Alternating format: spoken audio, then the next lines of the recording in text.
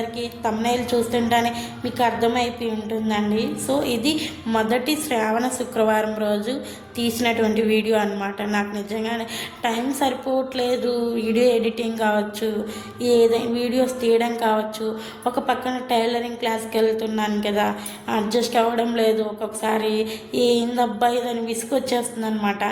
So అందుకే ఏదో చిన్నగా క్లిప్స్ అయితే తీసాను, చూడండి ఓకేనా.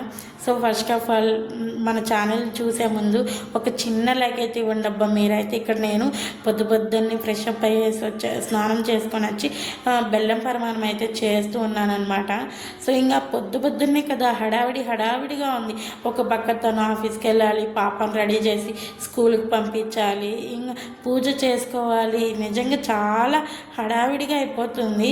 అంటే మళ్ళీ 10 పైన ఇలా అయిందనుకోండి, పూజ చేసిన ఆ యొక్క ఫీలింగ్ ఉండదన్నమాట. ఏదైనా కూడా 8 లోపు ఒకవేళ 9 లోపు చేసుకున్న దాని యొక్క ప్రశాంతంగా ఉంటుందన్నమాట. 10 పైన చేయాలన్నా కూడా నాకు ఇంట్రెస్ట్ ఉండదు, పూజ చేసిన ఫీలింగ్ ఉండదన్నమాట. సో కాబట్టి పొద్దున్నే లేచి ఇలా అయితే చేస్తూ ఉన్నాను. ఇంకొక పక్క పెసరట్లు వేస్తున్నాను తనకైతే కనుక. సో చాలా హెల్తీ ఫుడ్ అనమాట ఇది. దానికోసం ఇప్పుడు అప్పుడప్పుడు ట్రై చేస్తూనే ఉంటాను. ఇలాంటివన్నీ చేయనా కూడా మా పాప ఏమి తినదు, అందుకే బొక్కగా ఉంటుందన్నమాట. సో ఇంకా అయితే కనుక ఒక పక్క బెల్లం పరమాణానికి పెట్టాను, ఒక పక్క పెసరట్లు అయితే వేస్తూ ఉన్నాను. మీరందరూ ఎలా జరుపుకున్నారనేది కూడా అని. శ్రావణ మాసంలో ప్రతి ఒక్కరు పూజలు బాగా చేసేస్తాను, నేను చేస్తాను పూజలు, బట్ కాకపోతే అంత అతిగా చేసేయనండి. సో ఏదో సింపుల్గా చేసుకుంటూ ఉంటాను అంతేనమాట. అంతే అతిగా అయితే దేవుణ్ణి కూడా నేను ఇబ్బంది పెట్టాను, నా ఉద్దేశం అది. సో ఇంక ఇక్కడైతే అన్నీ అయిపోయిన తర్వాత సింపుల్గా అయితే పూజ చేసుకున్నాను. నేను చేయనటువంటి బెల్లం పరమాణం పెట్టేసి ఇంకా ఫ్రూట్స్ ఉన్నాయన్నమాట, ఆపిల్ ఉంటే ఆపిల్ పెట్టాను. సింపుల్గా ఇంట్లో పూజ కంప్లీట్ చేసుకునేసిన తర్వాత గుడికి అయితే వెళ్ళామన్నమాట. ప్రతి ఫ్రైడే కూడా బాగా చేస్తారనమాట. మాకు దగ్గరలో ఉన్న కనకదుర్గమ్మ గుడి అనమాట. దుర్గమ్మ గుడికి అయితే వెళ్తాము. ఇంకా అక్కడ అభిషేకాలు, నైట్ అయితే కుంకుమ పూజ కూడా ఉంటుంది ఆ రోజు. సో వెళ్ళామన్నమాట. నిజంగా చాలా హ్యాపీగా, చాలా ప్రశాంతంగా అనిపించింది. ఇంకా అభిషేకాలు అయిపోయిన తర్వాత ఇంకా కాయిన్స్ తోటి ధనాభిషేకం అయితే చేస్తున్నారనమాట. ఈ యొక్క కాయిన్స్ని కుంకుమ పూజ ఉంటుంది నైటు, అప్పుడైతే ఇస్తారనమాట. సో ఇంక ఇక్కడంతా అయిపోయిన తర్వాత త్రిశక్తి అమ్మవార్లను కూడా రెడీ చేశారు. ఈవినింగ్ అయితే కనుక వరలక్ష్మి వ్రతం కథ చెప్పారు. నిజంగా చాలా బాగా ప్రశాంతంగా జరుపుకున్నాను. మొదటి శ్రావణ శుక్రవారం అయితే చాలా ప్రశాంతంగా అనిపించింది నాకైతే కనుక. మేమైతే ఇలా జరుపుకున్నామండి. మీరు ఎలా చేశారనేది కామెంట్ సెక్షన్లో కామెంట్ చేయండి. ఇక్కడ పంతులు గారు వరలక్ష్మి కథ అయితే చెప్పారు, మీరు కూడా వినండి ఓకేనా ఫ్రెండ్స్. ఎలా ఉంది ఏంటనేది కూడా కామెంట్ సెక్షన్లో కామెంట్ చేయండి. ఇదన్నమాట, ఆ కథ వినండి మీరు కూడా. శృతి స్తోత్రాలతో పరమేశ్వరుని కీర్తిస్తున్నారు. ఆ మహత్తర ఆనంద సమయంలో పార్వతీదేవి పరమేశ్వరుని ఉద్దేశించి, నాదా స్త్రీలు సర్వ సౌఖ్యములు పొంది పుత్ర పౌత్రాభివృద్ధిగా తరించుకు తగిన వ్రతాన్ని ఒకదాన్ని చెప్పండి అని అడిగింది.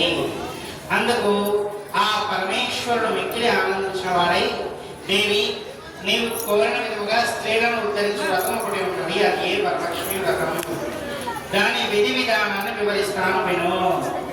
శ్రావణ మాసంలో పౌర్ణమి రోజుకి ముందుగా వచ్చే శుక్రవారం నాడు ఈ యొక్క వ్రతాన్ని చెయ్యాలి అని పరమేశ్వరుడు పార్వతీదేవికి చెప్పాడు. పార్వతీదేవి, దేవా ఈ వరలక్ష్మి వ్రతములకు ఆది దేవతగా ఎవరిని చేశారు? ఈ వ్రతాన్ని చేయవలసిన విధానాన్ని పూర్తిగా చెప్పండి అని కోరింది.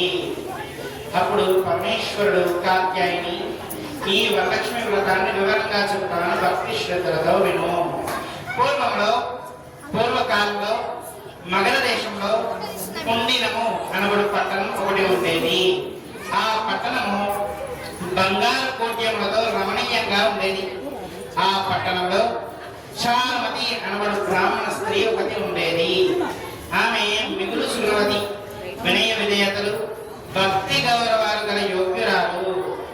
ఆమె ప్రతిరోజు ప్రాతకాలమ గృహకృత్యాలు పూర్తి చేసుకుని అత్తామామను సేవించుకొని మితముగా సంభాషిస్తూ జీవిస్తూ ఉండేది.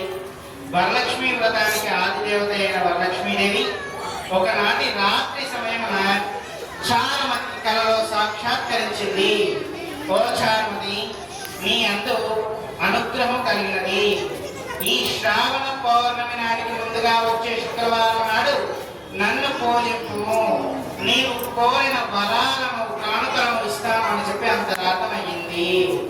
చారుమతి అత్యంత ఆనందాన్ని పొంది, హే జనని, నీ కృపా కటాక్షాలు కలిగిన వారు ధన్యులు, వారు సంపన్నులు, వారు చాలా సంపన్నులు అవుతారు. ఓ పావని, నా పూర్వ జన్మ సుకృతం వలన నీ పాద దర్శనం నాకు కలిగినది అని పరిపరి విధాలుగా వరలక్ష్మీదేవిని స్తుతించింది. చారుమతి మేల్కొని అదంతా కలగా గుర్తించి తన కలను భర్తకు అత్తమామలకు తెలియజెప్పింది. వారు మిక్కిలి ఆనందించిన వారై చారుమతిని వరలక్ష్మి వ్రతం చేసుకోవాలి అని చెప్పారు. ఊరిలోని వనితలు చారుమతి కళను గురించి విన్నవారై పౌర్ణమి ముందు రాబోయే శ్రావణ శుక్రవారం కోసం ఎదురు చూస్తూ ఉన్నారు.